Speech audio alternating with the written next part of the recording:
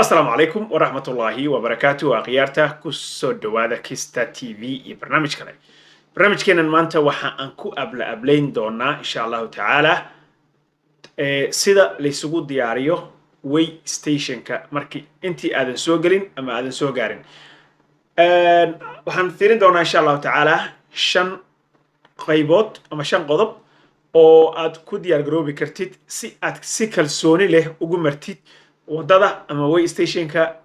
aadan oga nixin markay aragtid ama GPS taada ay ku tiraahdo way station ahead haddii aad nagu cusub tahay fadlan channelka subscribe sar haddii aad hore noola joogtay don't forget to like and share the video inshallah waan idinka mahadcelinaya aan ku bilaabo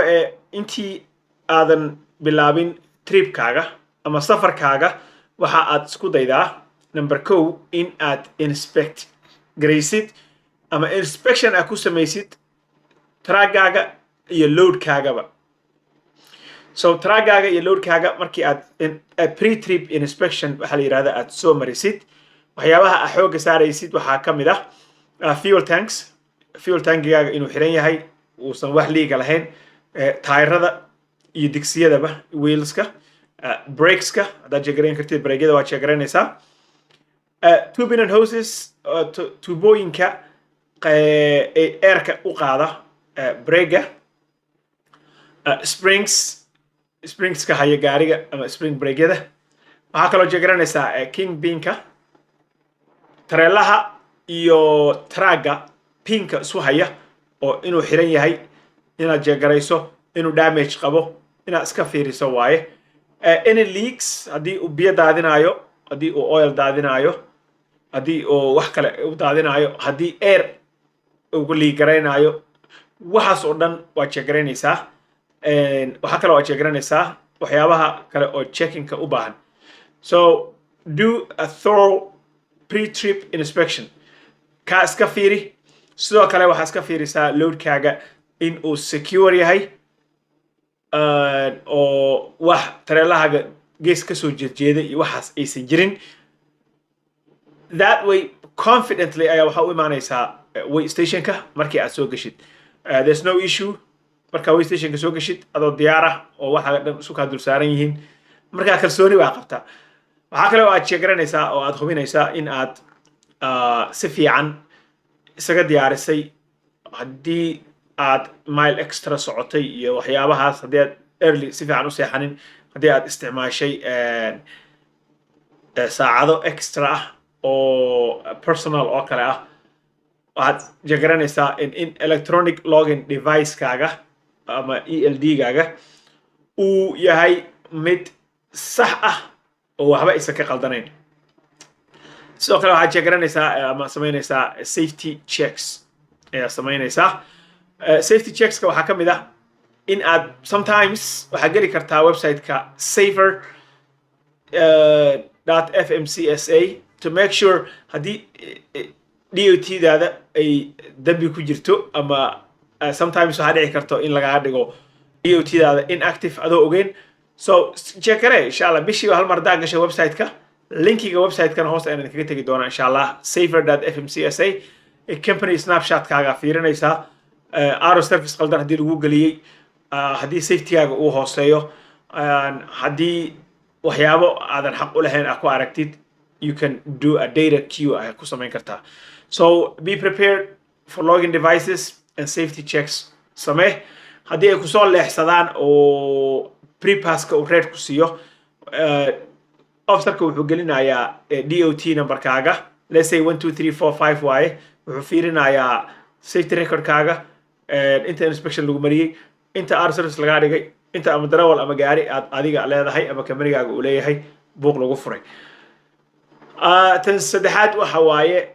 in aad si safe ah wadada u martid oo nidaamsan oo akhlaaqaysan which means speedka waa inaad ilaalisaa speedka aad ku soo gelaysid way stationka way fiiriyaan so posted speed limitka haddii ay ka dhigeen 30 ama 35 ama 15 ama 20 adna aad kasoo degtay freeway 65 ahaa just follow the ruleska ama speed limitka ay dejisteen so 25 hadday tahay wadada laga soo galayo way stationka do 25 do not do more than 25 haddii kale ahayn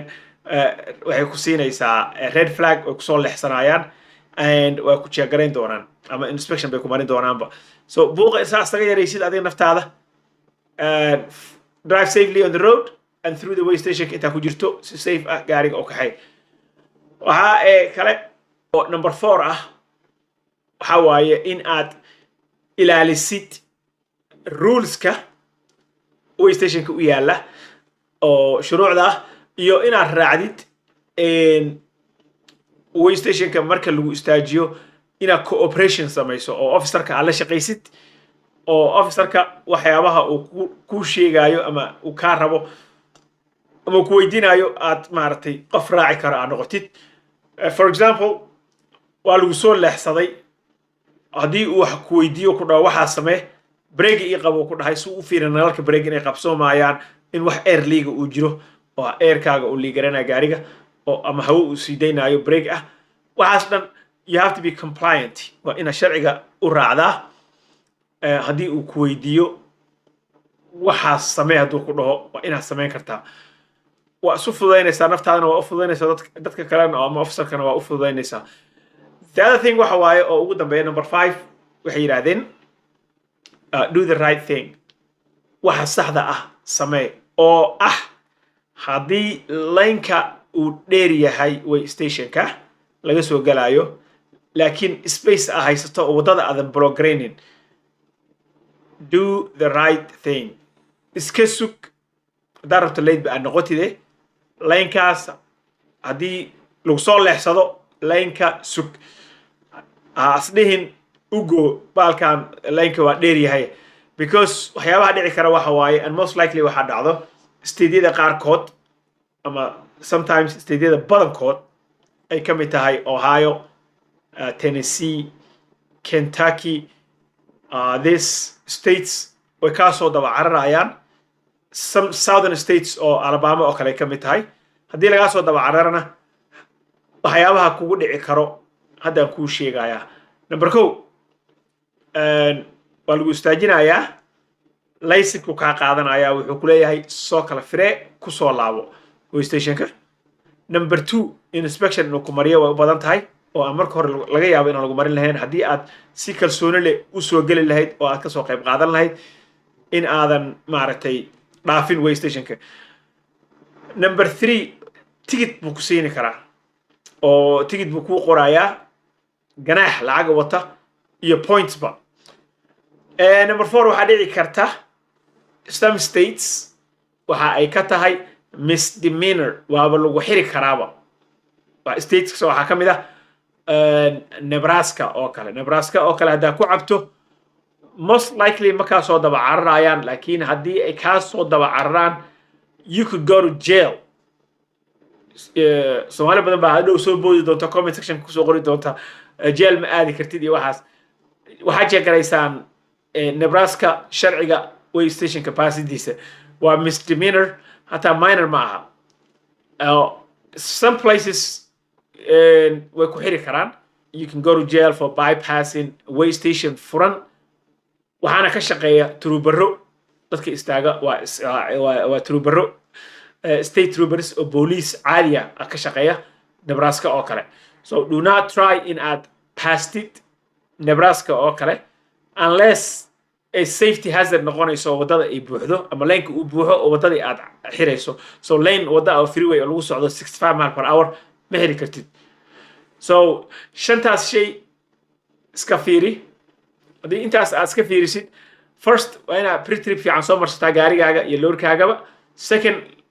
saacadahaaga iyo login device-kaaga inuu diyaar ku yahay oo safety checks-ka dhan aad soo diyaarisay number 3 in aad wadada si asluubaysan aad u marto iyo way stationka dhexdiisaba speedka ay ilaalisid number 4 follow the rules and cooperate with the way station officerka jooga just follow the rules cooperation la samee rulekana raac number 5 waxa waaye do the right thing wixii saxda ah samee laynka hadduu dheer yahay laakiin aad space haysato aad ka soo gashid soo gal way stationka bypassing warwaan salaamaya maanta intaas ayaan kusoo koobaynaa insha allahu tacaala arrimaheennii taraagga insha allah qaybo kale oo badanna waa soo wadnaa hadduu ilaahay idmo thank you for watching don't forget inaad like sartid videoga and share the video. Also subscribe to the channel haddii ay tahay markii ugu horreysay oo nala kulantid. Wassalamu alaikum warahmatullahi wabarakatuh. Peace.